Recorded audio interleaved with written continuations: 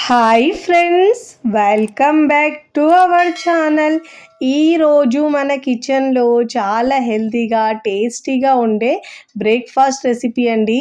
బరువు తగ్గాలనుకున్న వారికి BP, sugar, thyroid ఏమి ఉన్నా బాగా తగ్గిపోయి ఇంకా ఎన్నో ఆరోగ్య ప్రయోజనాలు ఉండే బ్రౌన్ రైస్తో క్రిస్పీ దోశలను ఎలా చేయాలో చూపించబోతున్నానండి.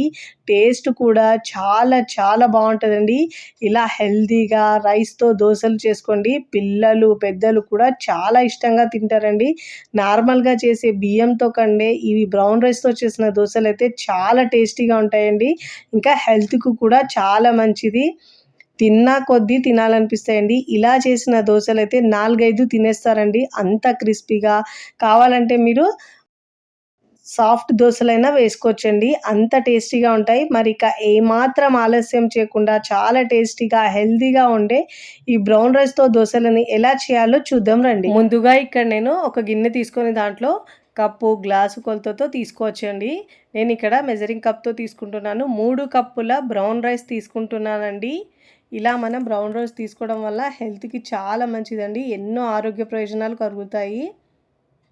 చాలా ఆరోగ్య ప్రయోజనాలు ఉన్నాయండి దీంట్లో. అయితే ఏ కప్పుతో అయితే బియ్యం తీసుకున్నామో అదే కప్పుతో 1 కప్పు మినపగుళ్ళు తీసుకోవాలండి. బద్ద మినప పైన తీసుకోవచ్చు. ఒక 1/2 టీ స్పూన్ దాకా మెంతులు తీసుకోవాలండి. ఏ కప్పుతో అయితే మనము బియ్యం తీసుకున్నామో అదే కప్పుతో 1/2 కప్పు లావుగా ఉన్న అటుకులను తీసుకోవాలండి. ఇక్కడ నేను కొలతలు మళ్ళీ రిపీట్ చేస్తున్నాను చూడండి. 3 కప్పుల బ్రౌన్ రైస్ తీసుకోవాలండి. 1 కప్పు మినపగుళ్ళు, 1/2 కప్పు అటుకులు, 1 టీ స్పూన్ దాకా మెంతులు వేసుకొని వాటర్ వేసుకొని శుభ్రంగా ఒక 2-3 సార్లు బాగా వాష్ చేసుకొని ఆ వాటర్ తీసేసి తిరిగి మళ్ళీ దాంట్లో వాటర్ పోసుకొని ఒక 4-5 గంటల పాటు నానబెట్టుకోవాలండి. ఇక నేను ఒక 5 గంటల తర్వాత చూపిస్తున్నాను చూడండి. పప్పులు ఇంకా బియ్యము కూడా బాగా నానేయండి. ఇప్పుడు వీటిని మనం గ్రైండ్ చేసుకోవాలి. ఈ వాటర్ తీసుకొని పక్కకు పెట్టుకోవాలండి. ఈ వాటర్ వేసుకొని మనము గ్రైండ్ చేసుకోవాలి. ఇప్పుడు మిక్సీ జార్ తీసుకొని దాంట్లో బియ్యం పప్పుల్ని వేసుకోవాలండి. ఫస్ట్ టైం నా ఛానల్ చూస్తున్న వాళ్ళు ప్లీజ్ నా ఛానల్ని సబ్స్క్రైబ్ చేసుకోండి, లైక్ చేయండి, పక్కనున్న బెల్ ఐకాన్ని ప్రెస్ చేయండి. ఇలా ప్రెస్ చేయడం వల్ల నేను పెట్టే వీడియో నోటిఫికేషన్ ముందుగా మీ హోమ్ పేజ్కి వస్తాయండి. ఇలా పప్పులు బియ్యం వేసుకున్న తర్వాత ముందుగా నానబెట్టుకున్న వాటర్ ఉన్నాయి కదండి, ఆ వాటర్లో నుంచి కొద్దిగా వాటర్ వేసుకుంటూ లేకపోతే సరిపోకపోతే గ్రైండ్ చేసేటప్పుడు అవసరాన్ని బట్టి వాటర్ వేసుకొని వీలైనంత వరకు మెత్తగా గ్రైండ్ చేసుకోవాలండి. ఇలా మెత్తగా గ్రైండ్ చేసుకొని బౌల్లోకి వేసుకోవాలి. ఇదే విధంగా మిగతా పిండిని కూడా మొత్తం గ్రైండ్ చేసుకొని అదే బౌల్లోకి తీసుకోవాలి. ఇప్పుడు ఇలా బాగా పిండి మొత్తం గ్రైండ్ చేసి తీసుకున్న తర్వాత ఇప్పుడు ఈ పిండిని మనం బాగా మిక్స్ చేసుకోవాలండి. ఇలా బాగా మిక్స్ చేసుకుంటే పిండి బాగా ఫర్మెంట్ అయ్యి దోశలైనా ఇడ్లీలైనా చాలా బాగా వస్తాయండి. ఇలా 2-3 నిమిషాల పాటు ఇలా బాగా కలుపుకోవాలండి. ఇలా బ్రౌన్ రైస్తో చేసిన దోశలు అయితే హెల్త్కి చాలా మంచిదండి. ఒక్కసారి ట్రై చేయండి, టేస్ట్ చాలా బాగుంటుందండి. ఇప్పుడు ఇలా 2-3 నిమిషాల పాటు ఇలా పైకి కిందికి లేపుతూ బాగా మిక్స్ చేసుకోవాలి. ఇలా బాగా మిక్స్ చేసుకొని కనీసం 8 గంటల పాటు అయినా పిండిని పులియనివ్వాలండి.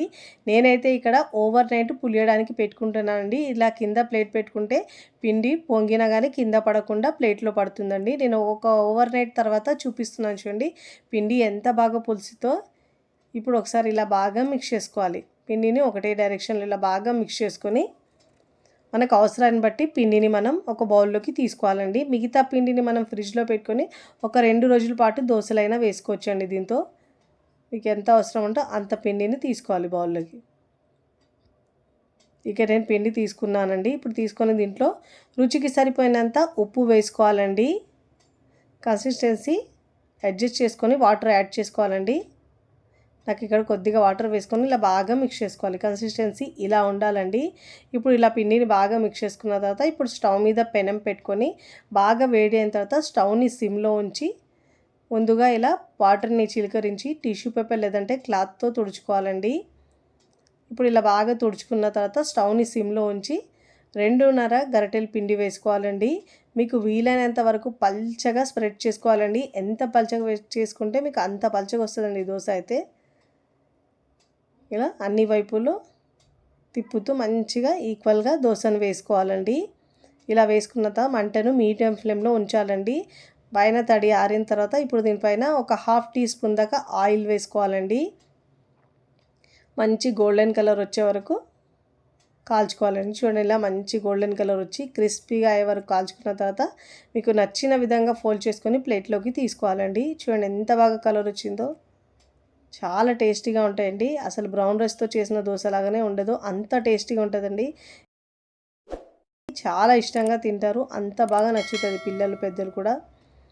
ఇప్పుడు ప్లేట్లోకి తీసుకోవాలి. నేను ఇక్కడ మరొకటి వేసి చూపిస్తున్నానండి. ప్రతిసారి దోశ వేసినప్పుడు వాటర్ చిలకరించి టిష్యూ పేపర్ క్లాత్తో తుడుచుకున్న తర్వాత మాత్రమే దోశ వేసుకోవాలండి. అప్పుడే మనకు క్రిస్పీగా చాలా బాగా వస్తుంది. ఇక్కడ నేను ఎర్ర కారాన్ని అప్లై చేస్తున్నానండి. ఇలా అన్ని వైపుల్లో స్ప్రెడ్ చేసుకోవాలండి. చాలా టేస్టీగా ఉంటుందండి. ఇలా కారం వేసుకొని దోశ వేసుకుంటే సూపర్ టేస్టీగా ఉంటాయండి. 4-5 దోశలు ఒక్కరే తినేస్తారండి, అంత కమ్మగా ఉంటుందండి దోశ అయితే. మంచి గోల్డెన్ కలర్ వచ్చే వరకు ఫ్రై చేసుకున్న తర్వాత ఇప్పుడు ప్లేట్లోకి తీసుకోవాలి. చూడండి ఎంత బాగా కలర్ వచ్చిందో. ఇక్కడ నేను దోశలు వేసుకున్న తర్వాత సర్వింగ్ ప్లేట్లోకి సర్వ్ చేసుకున్నానండి. వేడి వేడిగా తినండి, ఎంత బాగుంటాయండి. చాలా చాలా టేస్టీగా ఉంటాయండి. తిన్నా కొద్దీ తినాలనిపిస్తాయండి. సూపర్ టేస్టీగా ఉంటుంది. హెల్తీగా ఇలా చేసుకొని ఆరోగ్యంగా ఉండొచ్చండి. వారంలో 2 సార్లు ఇలా హెల్తీ దోశలను ట్రై చేయండి. ట్రై చేసి ఎలా కుదిరిందో నాకు కామెంట్ ద్వారా తెలియచేయండి. ఇక్కడ మీకు తుంచి చూపిస్తాను చూడండి. ఇక్కడ ఎంత క్రిస్పీగా వచ్చినాయో చూస్తుంటేనే తెలుస్తుంది. చాలా క్రిస్పీగా ఉంటాయండి.